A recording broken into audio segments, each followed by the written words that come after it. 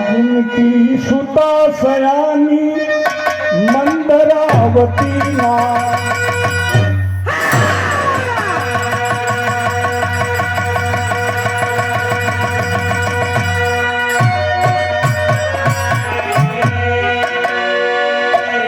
मंदरांचल का राजा मंद्रेश, जिनका बिटिया जवान हो गई, यौने का नाम मंद्रावती।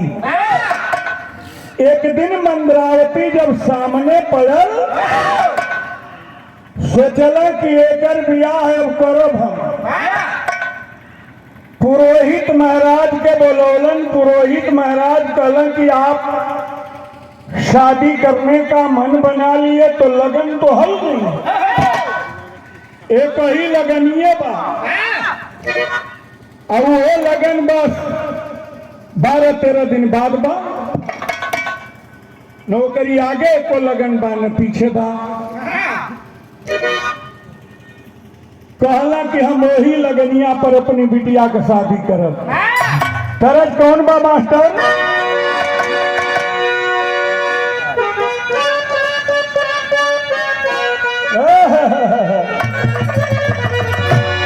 तरज है बा एक प्रतिभा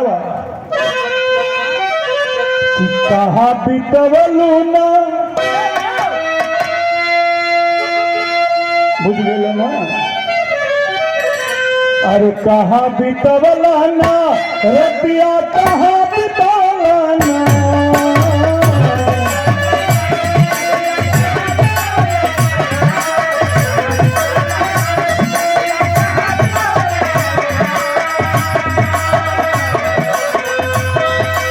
कहा बितवला ना रतिया, कहा बितवला ना।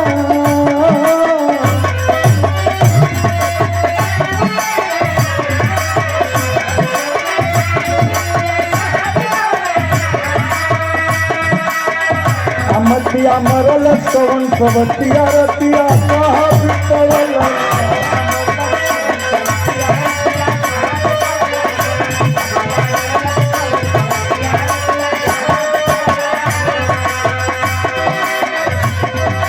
प्यारी के दुल्हना, प्यारी के दुल्हना, राजकुमारी का दुल्हना।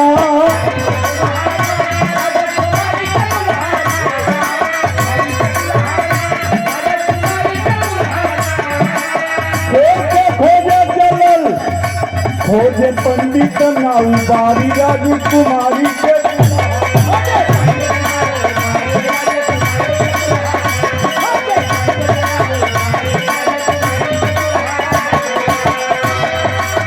कहला कि चारों दिशा में निकल जा लोगन। पंडित नाऊ बारी वो हर भांत सुनल, लेकिन हर भांत ना एगो गुण। चारों दिशा में जब चलन है, चारों दिशा में चार दुल्हा तय कइले।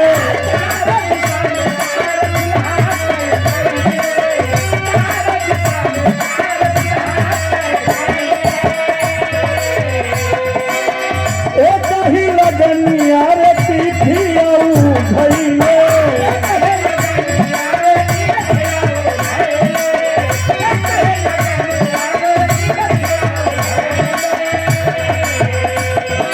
प्यारी के दुल्हना, रज दुलारी का दुल्हना।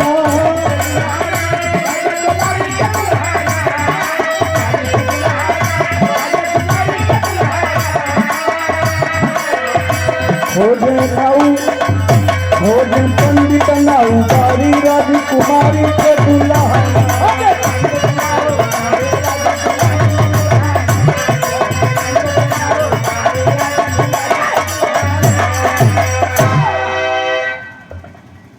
एक छोटे राजा का आदेश बा कि शादी तय कर दिहल, बारात आवे के चाहिए वही डेट पर, तिलक उलक सब यही दुआरे पर। सोचला कि चारों दिशा में भेज दे तो कम से कम तय हो जाई। जे जौने दिशा में गई तौने दिशा में दुल्हा तय कर दिया। लगन कही बा ओ लगन पर 4 गो बारात 4 गो दुल्हा चली गए। राजा इंतजाम कैले बने एगो बाराती का बारात आ गई 4 गो हो राजा हुआ तो रजे कुल बारात लेके अलन तरज ले गई कौन पर जो मास्टर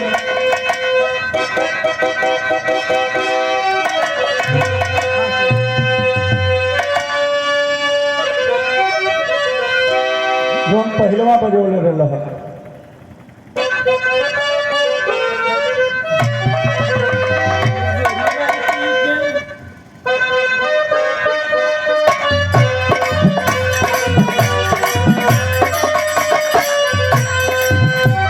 कहीं तो बेभा तिवारी नहीं और तो गुताए लगा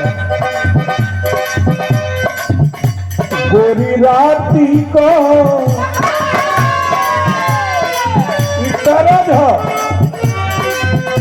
गोरी राती को खेललू हो कौन खेल अब हिले महके करुआ के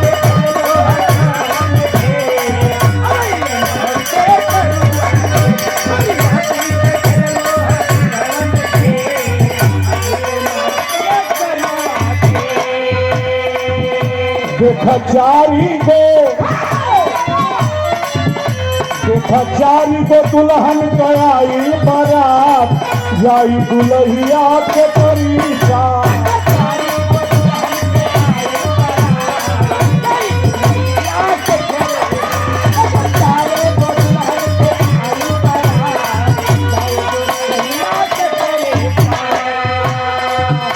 अरे बाती का बतरस लगल बाते बोहे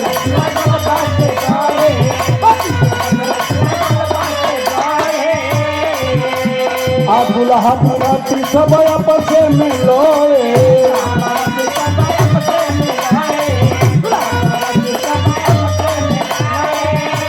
अरे केहू मनोता तो करे न बात जाई दुल्हिया के तरीका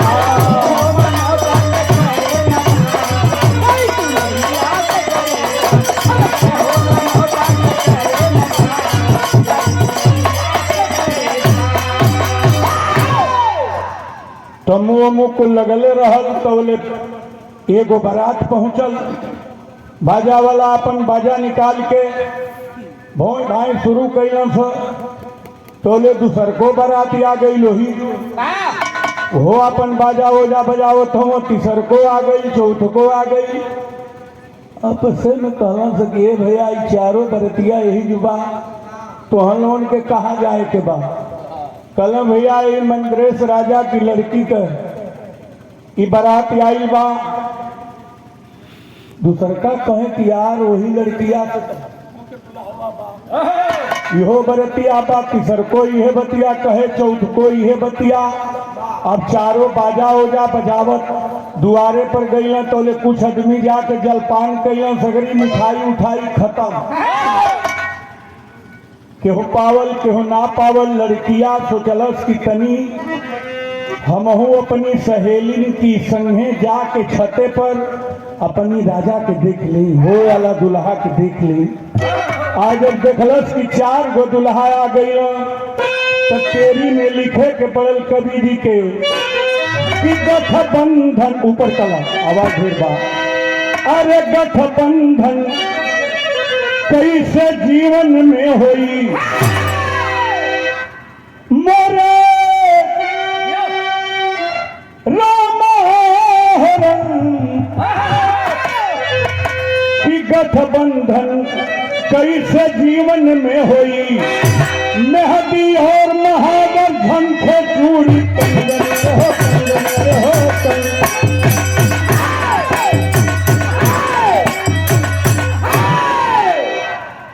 दरवाजे पर लड़े बरतिहा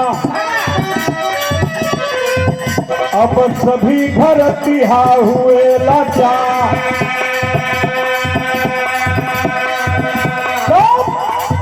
राज दुलारी महल से निकली खोल के घर का पिछला द्वार तो चलस कि हम अकेले हैं, चार गोई मुसर चंड मतीन दुल्हा आ गई। घर की पिछुआरे खिड़की बा, नदी की किनारे राजा का महल रहल। दासी से तुरंत लकड़ी मंगोले बाऊ लड़की। अरे नदी किनारे चिता सजा के लिया है तन को अपने जा। अरे जहाँ बड़ी सहनाई की धुन वहाँ मचल बहार।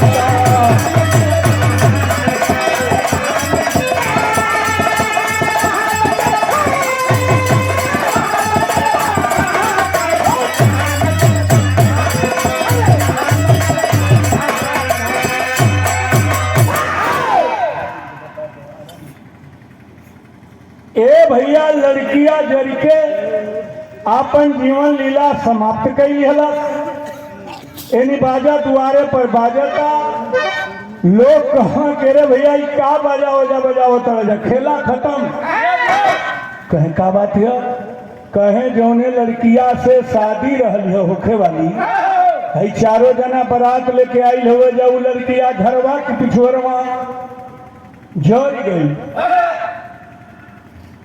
चारों बारात में तहलका मच गई कि अरे बाप रे बाप बड़ी सुंदर लड़की थी, राजा की बेटी और जल गई। तेजू तरज बदल गई। कौन तर्जमा मास्टर?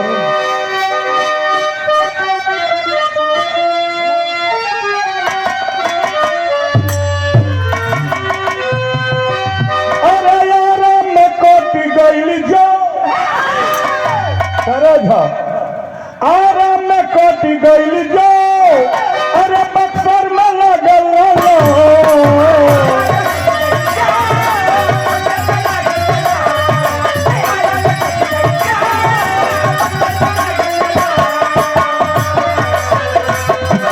आराम में कोटी गई जो। बक्सर में लगल गोरिया गोरिया बलिया में, गोरिया बलिया में कराई दिहलू जाके पवन।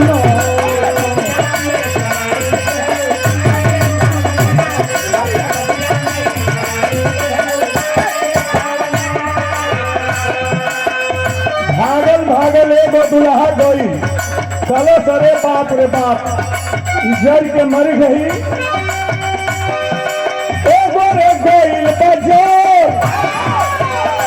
एगो दुल्हा गई नहीं चितवा में वो कूद गई। जीवन लीला समाप्त कर लिया। एगो रे गई बजर, एगो रे भागल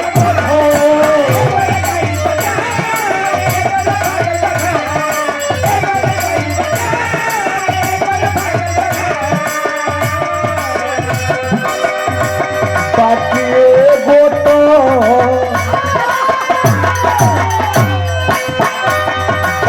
एगो तोरे तोरे लगल रखिए के तो।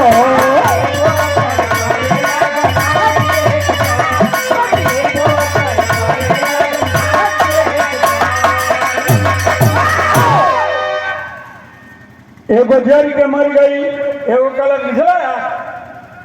बहुत ऐसा लड़की मिली है। आजा बाजा लादो सब गाड़ी पर, बारात लेके घरे चली गई। एगो एगो गई तो जाके रखिया बिटोर के और वही बैठ गई कि हम कौन मुंह लेके घरे जाए। का जवाब दई? ये बड़ी सुंदर लेवरा की कि यहाँ बैठल बा। एगो चौथका जवन बा ऊ सोचलस कि हम कोनो न कोनो विधि से कोनो मंत्र चाहे जादू सीखे के पड़ी, तो सीख के आए के जियाई आ जिया के से बियाह करब। ए भैया यह सोच के लोगन से कहलस कि ए भैया आखिरकार जादू मंत्र कहाँ? केहू कहल के रे घोड़न चल जा, बंगाल में ही कुल चलेला। तरज बदल गई मास्टर। कौन तर्ज बा?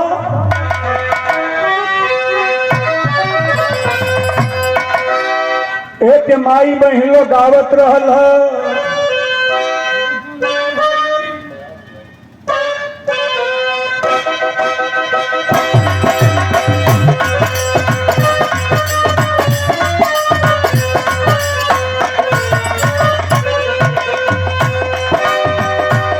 हमारी आपकी घरे माई बहन गावत रही है, कहीं का नहाल लागत रहा हम शहरे के चल दी हैं, घोड़ा गाड़ी का कोनो ठिकाना ना रहल। बोले हरी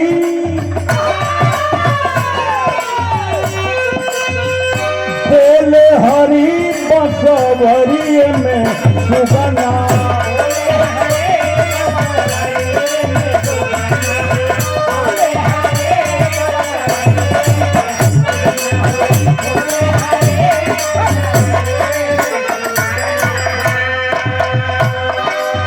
शोभनदास महला चल रहलस जादू मंत्र सीखे।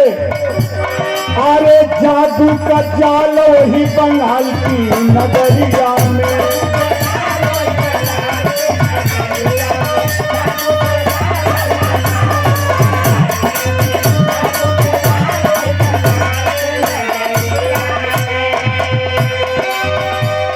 अरे रहे हलवाई ये कर, अरे रहे हलवाई जेकर जादू को मिसाल हो बंगाल की नगरिया में। जादू का जाल हो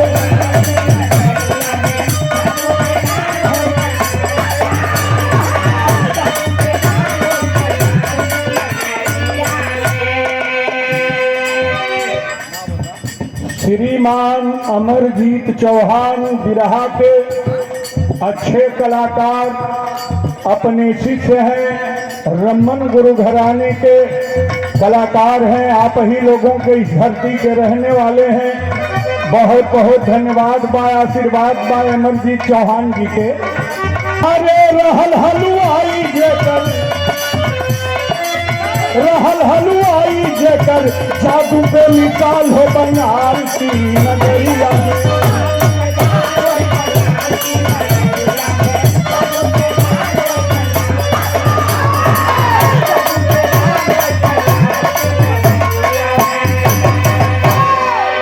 ए भैया चलत चलत भइल का पियास लाग गईल ओ राजकुमार के।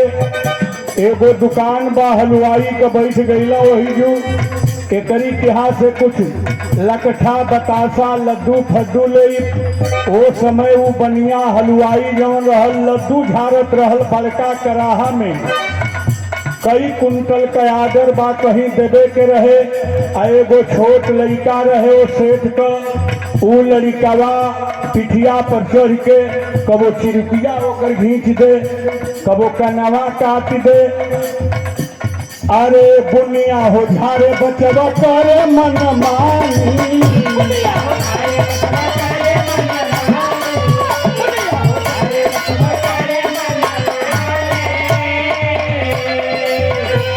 अब गरमाई बा हलवाई, अरे चढ़ली करहिया में दिहलसो के छानी।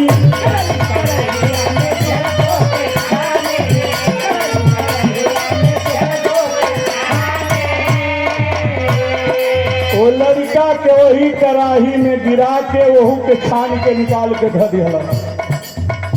राजकुंवर कहला कि सरवा पापी बा, एकरी दुकान पर कुछ खाए लायक नहीं थे, एकर छुअल तो पानी पिए लायक नहीं थे। लेकिन थोड़ी देर के बाद वह कलाकार था हलवाई, जानता था जादू, मंत्र परोर के पानी मार दिया छिट्टा वो लड़का के ऊपर। अरे बाद में जी आए दिहले तुरंत जी आए दिहले, पहले कमाल हो बंगाल की नगरिया में।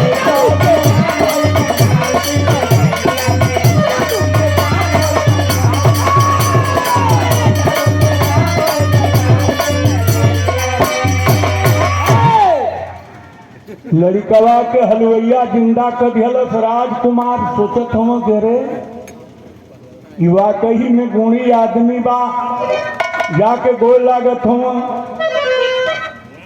अरे गिरे चरण पर राजकुंवर हर्षाई वही हलवाई।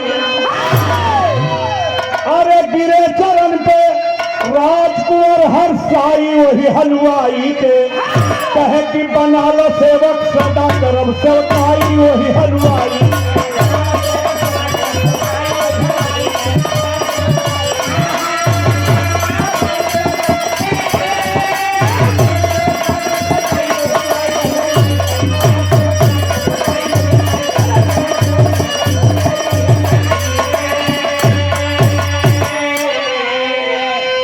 सेठ जी हमके नौकर बना ला। सिठवा कहलत कि है अब्बा कब्बा पहिरले बाड़ा हमर के यहाँ तो नौकर रह पैब। कहले माधो हलवाई आपन सगरी मजबूरी हो आ खुदे न आते तोहके कैसे देबे हम मजदूरी हो। तू हमारी के यहाँ नौकर रहब तो महीनवा में लगभ मांगे नगर नारायण गांधी जी वाला तो तोके दे कहा कहे कुंवर न चाहिए को पाई वही हलवाई के। अरे कुछ विद्या बदले में दिहा सिखाई वही हलवाई के।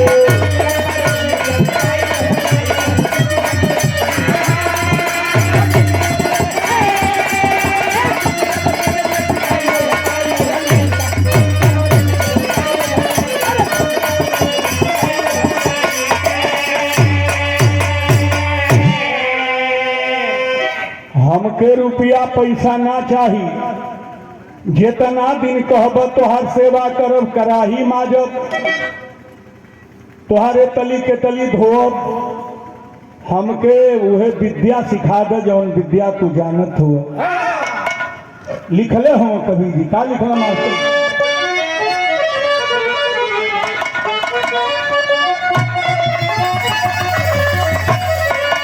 हाय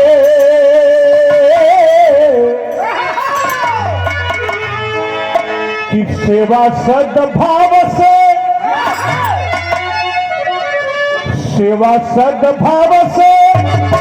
अरे जुड़ाई जाल छठिया रे भैया।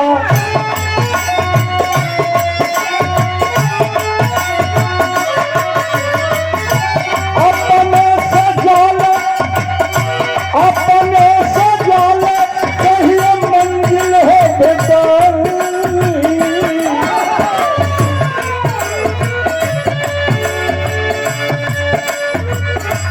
सेवा से माधो हलू वही खुश भैया भैया।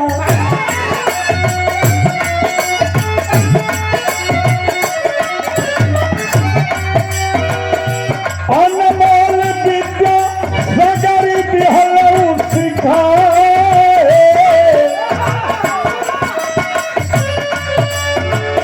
धीरे धीरे 9 महीना का दिन बीत गई। खवा कहलस कहिया ले से हम कराही मजो। जितना उ मंत्र जादू जानत रहल सगरी सिखा दिहलस। विद्या सीखी के अइले कहिया। विद्या सीखी के अइले कहिया नदिया किनारवा भैया।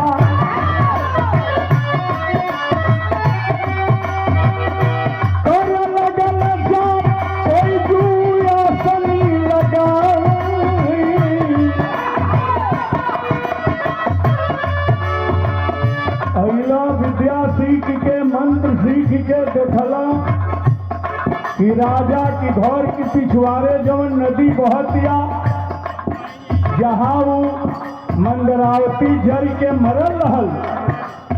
एगो दुल्हा वही जो रखिया बिटोर के बैठल घर में न गई। कहलक भैया कब से यू कहलस करे भैया तू हमके ना चिन्हब। ये लड़किया से हमार बियाह होखे वाला रहल। जोर के मर गई तबे से कर हम रखिया एगो रतानी। कल अच्छा तो कहूँ बकलोले बाड़ा देखा हम असली काम के खो के आई बनी हमहू बारात लेके आई रहनी। आज हम मंत्र पढ़ के पानी परोर के वही राखी के ऊपर फेंकल रखिए से जिंदा मंदा रावती हो गई भैया।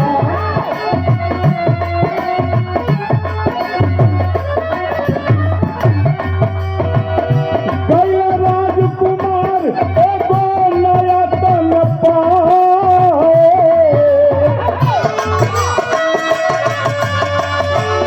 लड़की रात से निकलती है प्रकट होती है। जिंदा हो गई मंद्रावती पहले से कई गुना अधिक सुंदर हो गई है। लेकिन वो करी संघवा जौन दुल्हवा जर के वो मर गई वो जिंदा हो गई।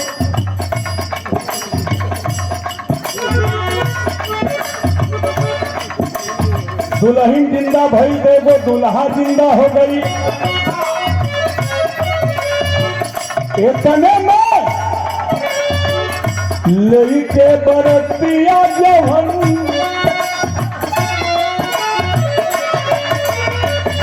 लेके बरतिया जवन दुल्हा घरे भागल रहले।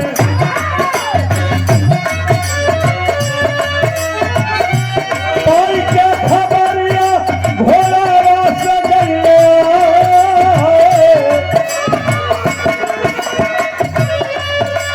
जवन बरतिया लेके घरे चल गई लाल दुल्हा वो घोड़ा से संजोगी बात वही में पहुंच गई। देखलस करे तो जिंदा हो गई है मंदरावती। और फिर वह बवाल लड़े लगल चारों वही नदिया की किनारा।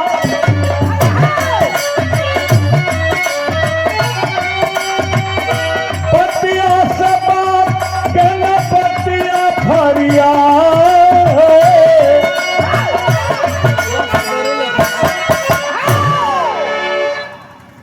फिर 4 गो दुल्हा तैयार।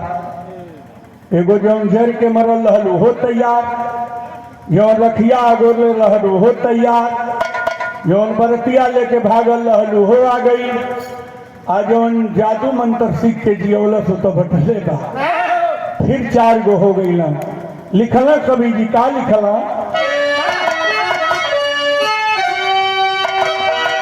अरे धैला बाल जबरी मिल के चारो हथवा। अरे फिर से झंख दुल्हनिया जाई के करी सठवा।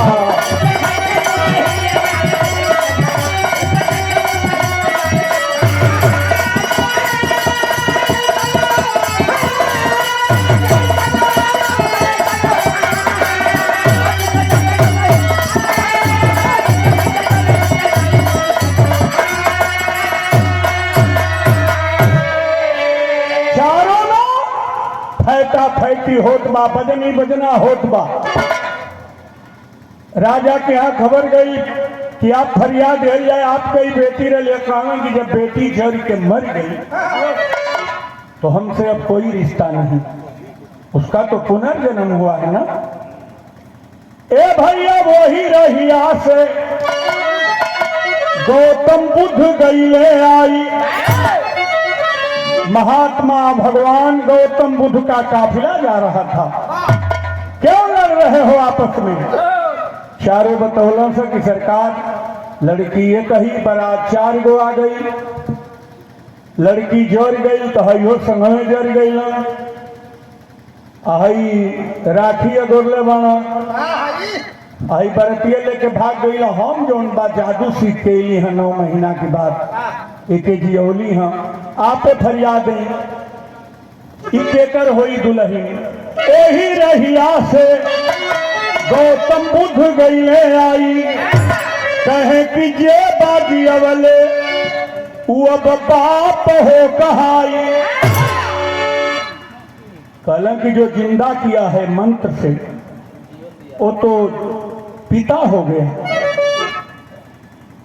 बाप हो गया जौन संघवा जरल रहे कहलस की सरकार हम जनमे करी खातिर दे दिल रहे। तब बुद्ध जी कहा कि अरे जेबा संगे जियल भाई बहिन का नतवा। कहला कि जब तो हम संगमे जियल है तो भाई बहन का नाता हो गई। का झूठे चक्कर पकड़ कैले बाड़ा तू जौन जटिया सिखले रहल वो कब मन थो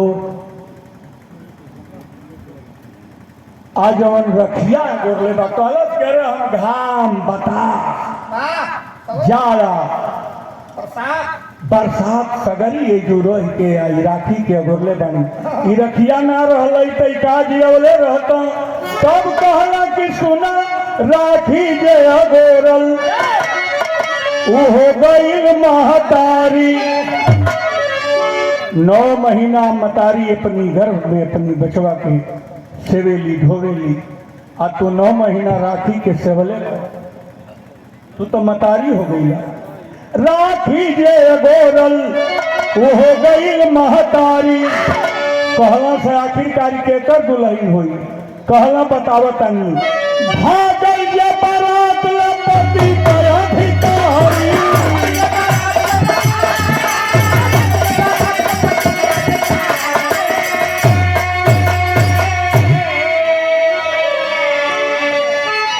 अरे इनका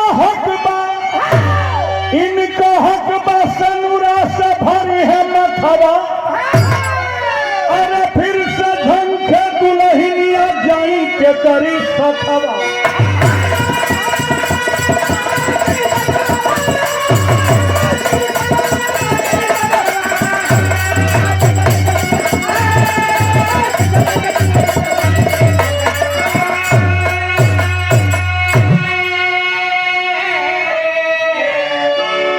स्वामी रमन गुरु बिहारी बब्बन विश्वनाथ गिरधारी। अरे गठबंधन कैसे जीवन में होई गठबंधन कैसे जीवन में होई। राणा चंद किशोर करते जनता का बंधन।